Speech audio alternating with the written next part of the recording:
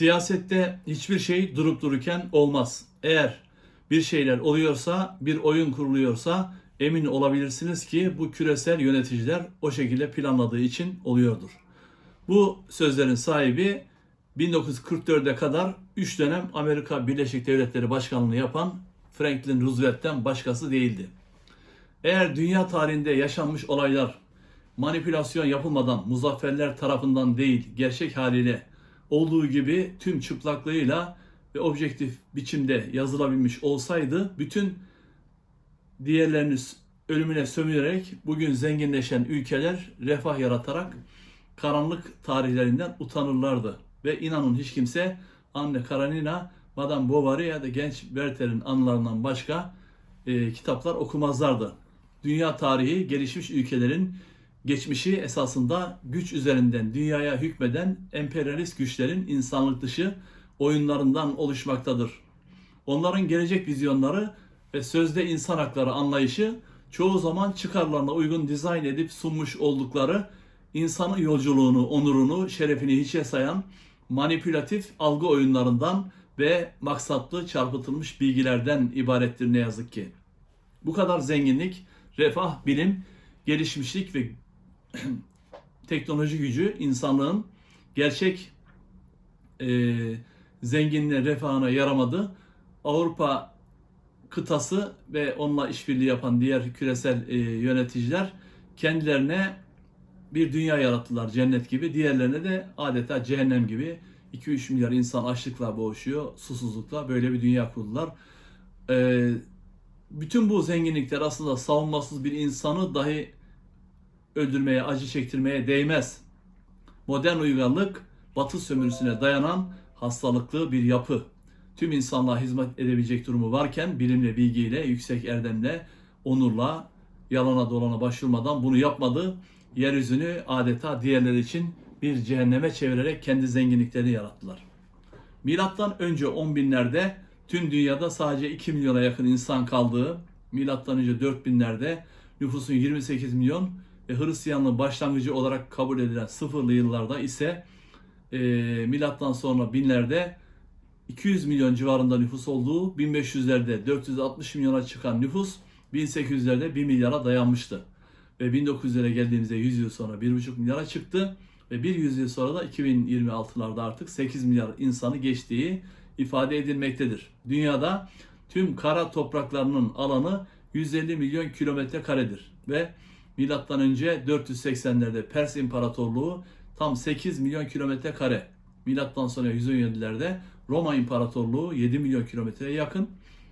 720'lerde Emevi Hanedanlığı ve 750'de Abbasi Halifeliği de 11'er milyon kilometre kare gibi devasa topraklara sahip olmuşlardı. 1300'lerde ise Moğol İmparatorluğu tam 24 milyon kilometre kare toprağa sahip olarak neredeyse dünyanın 5'te birini, 6'da birini ele geçirmişlerdi. 1800'lerde Çin Hanedanlığı ve İspanyol İmparatorluğu 15'er milyon kilometre kare olmuştu. 1815'te Portekiz 11 milyon kilometre kareye yaklaşmış. 1905'lerde Rus Çarlığı tam 23 milyon kilometre kare alana hükmediyordu. 1920'lere geldiğimizde Britanya İmparatorluğu 34 milyonla dünyanın neredeyse 5'te birinden fazlasına hükmediyordu kara topraklarının. Fransa 15 milyon kilometre kareye hükmediyordu. Yani ikisinin toplamı 50 milyon kilometre kare olarak neredeyse dünyanın yarısı bu iki sömürgeci vahşi güce ait bir hale gelmişti. Dünyanın sahibi olarak konumlanmışlardı. 1750'lerde emperyal hakimiyet mücadelesinde İngiltere ve Fransa iki kutuplu dünya biçiminde 10 bin yıllık insanlık tarihinin birikimiyle adeta rakipsiz kalmışlardı. Ta ki 1930'lardan sonra kadraja giren Amerika ile İngiltere'nin tahtı sallandı ve bugün Amerika Birleşik Devletleri 10 milyon kilometre kareyi aşan toprağıyla Rusya'da yine aynı miktarda toprakla dünyanın iki kutuplu bir dünyayı bu şekilde kurdular. Evet, burada İslam kültürünün göz kamaştıran dönemi Bağdat'ta Abbasi Halifeliği 755-1258 arasında İspanya'daki Emevi döneminde yaşandı ve burada Farabi 870-950 yılları arasında 80 yıl yaşadı. Yine büyük filozof Ömer Hayyam 1122'de 74'ünde öldü. Binli yıllarda yine Gazali derin bir filozof olarak vardı. Avrupa bütün bu birikimleri devşirmemiş olsaydı bugünkü Rönesans'tan sonra Avrupa uygarlığını, aydınlanmayı yaratamazdı doğrusu. Bunu da bilmek lazım. Uygarlık kümülatif bir birikimin sonucudur. 1333'lere geldiğinde sert hava koşulları ve su baskınları ne ekim bırakmıştı ne hasat.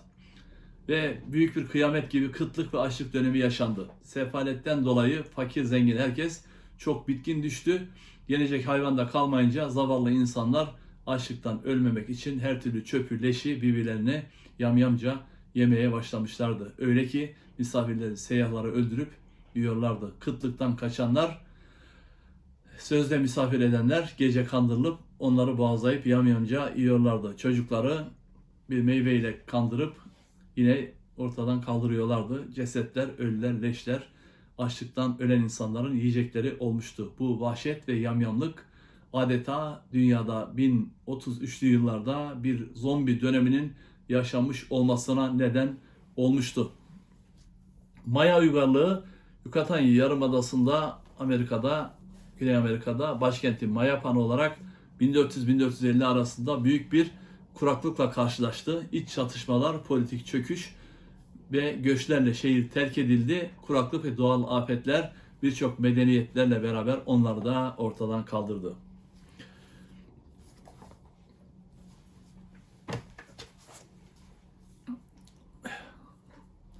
...570'lerde Müslümanlığı tebliğ eden Hazreti Muhammed'den sonra Abdullah İbni Sebe adlı Yemenli bir Yahudi Şia mezhebinin temellerini attı ve Müslümanlığı bir pasta gibi adeta ikiye böldü. Şiilerin bir kısmı İsmaillik adı altında farklı bir kola ayrıldı. Bunların içinden Meymun el-Keddah adlı Kabalaca bir adam, yani Batini bir Yahudi İsmailliği Batıniliğe soktu ve İslam'ın namaz, oruç, hac gibi şeriata dair görünen yüzüne inanmıyorlar. Görünmeyen yüzü inanmanın yeterli olduğunu söylüyorlardı kendilerine göre. Kullandıkları uyuşturucudan dolayı Haşhaşiler tarikatı adı verilen bu yapı 1990 yılında İran'da kuruldu. İran ve Suriye'de de yayıldı. Selçuklu hükümdarı ve kumandanlara suikast tertip ediyorlardı. Milattan önce 1. yıllarda Filistin'de Yahudi sicariler Romalılara hançerle suikast düzenleyerek kurbanın başında bir yakınıymış gibi feryat ederek ağlıyor, halkı şaşırtıyorlardı. İşte Haşhaşiler de bunların taktiklerini belirlediler. Selahaddin Eyyubi 1192'de Haçlılarla anlaşma imzalarken Haşhaşiler arasında 4000 Yahudi vardı. Yıllar içinde Haşhaşiler ve Haçlılar yakınlaştı. Onlar da batını bir tarikat kurdular ve Kudüs'te bir mabette Tapınak Şövalyeleri adı verilen yapı ortaya çıktı. İran'daki Haşhaşilerin çoğu 1256'da Moğol istilasında öldürüldüler. Bir kısım Anadolu'ya geçti, Bektaşiliğe sızdılar ve ileride bu tarikat Yeniçeri Ocağı'na sızarak oranın dejenere edilmesinde rol oynadı. Diğer taraftan güçlenen ve parayı ele geçiren tapınakçılardan rahatsızlık duyan Fransa kralı 4. Filip, yani Güzel Filip 1306'da Yahudileri kovarak tutuklattı, üstadlarını yaktırdı. 1312'de Papa bu tarikatı yasakladı. Sağ kalanlar Britanya'da Farmason tarikatını kurdular. Britanya ve İskoçya'ya doğru kaçtılar. Aydınlanmışlar Batıni tarikat mensubu annesi Yahudi İspanyol şövalye Ignatius Loyola 1556'ya kadar yaklaşık 65 yıl yaşamış. Yıllar sonra tapınakçıların savaşçı keşiş modelini Cizvit İsa Cemiyeti'ni kurarak gösterdi ve Katolikliğe bağlı tarikat 1540'da Papa tarafından tasdik edildi. Machiavelli'nin hedefe güç kullanarak ulaşma tavsiyesi yerine insanları aldatarak ulaşma siyasetini izlediler. Kendilerine şirket dediler ve Farmason komutan Oliver Cromwell liderliğinde 1658'de İngiltere'de iç savaş çıkartarak 1688'de krala darbe yaparak Kral Charles'a onu alt edip iç savaşta bu yapı iktidarı Cromwell'a ele geçirerek ve 10 yıl bu darbe yönetimi İngiltere'de kralı ortadan kaldırıp ülkeyi yönetti. Rothschild 1774-1812 arasında yaklaşık 80 yıldan fazla yaşayan Amschel Rothschild aydınlanma Illuminati tarikatını 1776'larda kurdu. Aydınlanmacılar Parmason kardeşleri ve Cizvitlerle 1789'da Fransa Krallığı ve hanedanı ortadan kaldırarak 500 yıl önceki Fransa kralı tarafından, Güzel Filip tarafından öldürülen tapınakçı üstadlarının intikamını aldılar. Tapınak kilisesinin içinde bulunduğu City of London'ı kendilerine merkez yaptılar.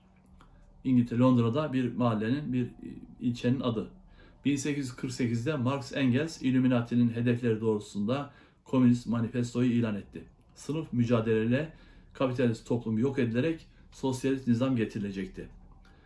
Thomas Davison 1900 yılında 60 yaşında ölen ve İskenderiye'de doğan, İtalya'ya giderek İskoç kökenli Roma'da Aristo felsefesiyle Hristiyanlığı harmanlayarak rahip 1. Thomas Aquinas'ın 1274'e kadar yaşamıştı. Onun üzerine araştırmaları yaptı ve İngiltere'ye geri dönünce de toplumsal yaşamı yeniden organize etmek ve bireylerin yaşam niteliğini daha yukarı düzeylere çıkarmak amacıyla toplantılar yapmaya ve insanlara ideallerini anlatmaya başladı.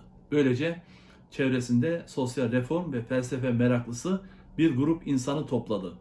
Onlarla birlikte Eylül 1822'de Londra'da Yeni Hayat Kardeşliği, The Fellowship of the New Life cemiyetini kurdular. Tapınakçı Dante'nin Yeni Hayat adlı eserinin adını bu yeni programa verdiler ve her bir yerde, her zaman her bir insan için mükemmel donanım bir karakterin yerleştirilmesi hedefiyle adeta yeni bir din kurdular. Tasavvuf gibi Tanrı aşktı ve ibadet ise sessizce meditasyon yapmaktı onlar için. Otorite insanlar değil, sosyalist ilkeler ve değerlerdi onlar için. Kurslar, eğitimlerle yeni hayat tarzı teşvik edilerek toplum yavaş yavaş pozitif yönde değiştirilmeliydi. Bu cemiyetteki radikal sosyalistler gönüllülüğe dayalı bu hedeflerini çok uzun zaman alacağını ve ütopik olduğunu ileri sürerek Davison'dan ayrılarak 4 Ocak 1884 tarihinde, yani kurulduktan 1,5 yıl sonra Fabian Cemiyeti'ni kurdular. Kartacalı Hannibal'la doğrudan savaşmak yerine sabırla bekleyip onu yoran Romalı general Maximus'tan esinlenerek bekleyip zamanı geldiğinde sertçe saldırarak yeni dünyayı ve Tanrı'nın yeryüzündeki krallığını kuracaklarını düşünüp buna inanıyorlardı. Psikolojik araştırmacı Podmore 1910'da öldü. Yazar Bland, 9 ay sonra onlara katılan meşhur oyun yazarı Bernard Shaw topluluğun liderleri arasına girdiler. Shaw, Dublinli yoksul bir ailenin tek erkek çocuğu olarak 1876'da 21 yaşında babasını terk eden annesinin yanına Londra'ya gitmiş.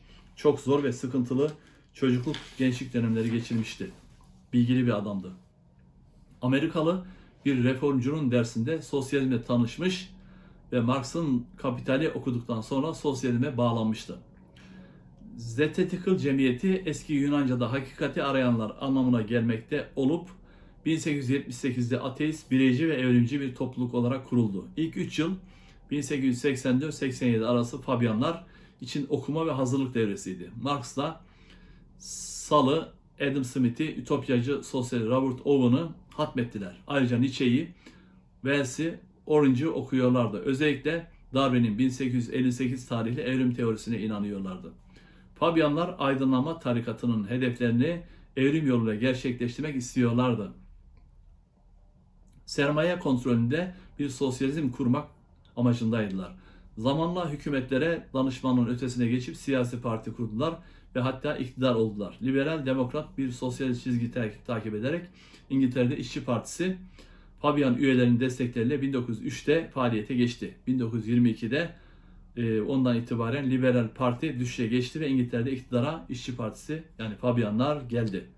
Günümüzde İngiltere Parlamentosu'nun 200'den fazla üyesi milletvekili Fabian üyesi insanlardır. Eğitimci Tony, Yahudi Profesör Lasky, istihbaratçı Cashett ve meritokrasi aydınların idaresi kavramını ilk kullanan Young Brown, Tony Blair hepsi birer Fabian'dı. 1970'te ölen Bertrand Russell da Fabian'dı. Cemalettin Afgani 1838-1897 arasında 60 yıl civarında yaşamış, modern İslamcılığın kurucusu kabul edilen bir adam olarak Parmason'du. 1887'de 40'tan fazla ülkeye 500'den fazla Farmason locası kurulmuştu. Rus subayın kızı Blatovski Mısır'da kalmış, İsmaili felsefesini öğrenmiş. 1873'te New York'ta Teosofi Cemiyeti'ni kurmuştu. Farmasonluk gibi örgütlendiler. Gizli Doktrin kitabı bu cemiyetin temel felsefesini anlatıyordu. Dünyadaki tüm din ve inançlar antik hikmet felsefesinden türemiş, bunun tarif edilmesiyle ayrılmışlardı. Dünya kardeşliğini tek dünyaya hedefliyorlardı. İnançlarına göre Sanat Humara adlı varlık 18 milyon yıl önce Venüs'ten dünyaya inmiş. Hristiyanlar ona yanlış olarak Lucifer, şeytan diyorlardı. Onun görevi evrim yoluyla insan ırkını bir üst bilinç seviyesine çıkarmaktı onlara göre. Tapınakçılar 1688'de İngiliz devrimi, 1783'te Amerikan devrimi yapıp Amerika'yı kurdular. 1789'da Fransız devrimiyle Fransa'da monarşiyi yıktılar. 1917'de de Rusya'da Ekim devrimini onlar tezgahladılar. Tarihçi ünlü Alan Toynbee, İngiliz tarihçi, 1975'te 86'sında öldü. O da ünlü bir Fabian'dı.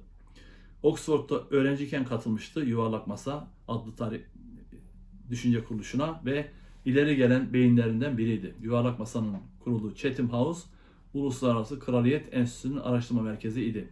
Amerika Şubesi New York merkezli CFR olarak kuruldu 1950'lerde. Avrupa Birliği'nin kurulması aslında Fabianların en büyük idealiydi. 1946'da 63'ünde ölen Keynes, Cambridge'de okurken Fabian üyesi olmuştu. Dünya Bankası, IMF gibi kurumların kurulmasında Keynes'in rolü büyüktür. Evet, Huxley'in 1931'de Cesur Yeni Dünya kitabı, yine o da ünlü ütopyacı Fabianlardan birisi idi.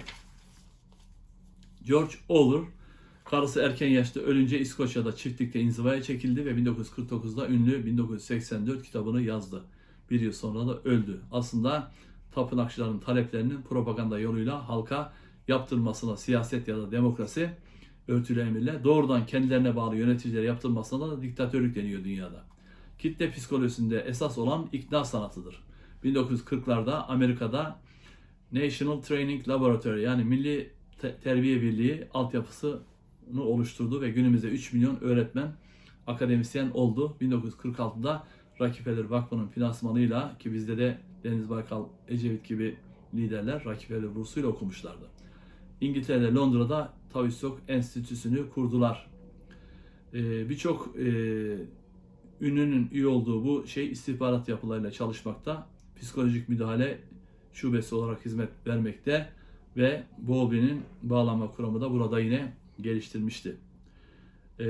Tapınakçılar medyada 1960-70'lerde gençleri uyuşturucuya özendirerek hippie akımını başlattılar ve burada LSD'yi temin ederek Amerikan üniversitelerinin hepsinde bunu yaygınlaştırdılar. Şuurun, bilincin yeni ve zengin dünyasını yaratarak gençliğe bir format attılar ve bunu da yeni bir özgürlük arayışı olarak tüm dünyaya sundular.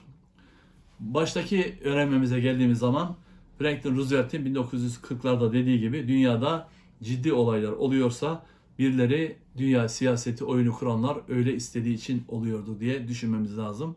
Bu yöndeki yine büyük tarih ve inceleme, araştırma serimize devam edeceğiz arkadaşlar. Şimdilik bu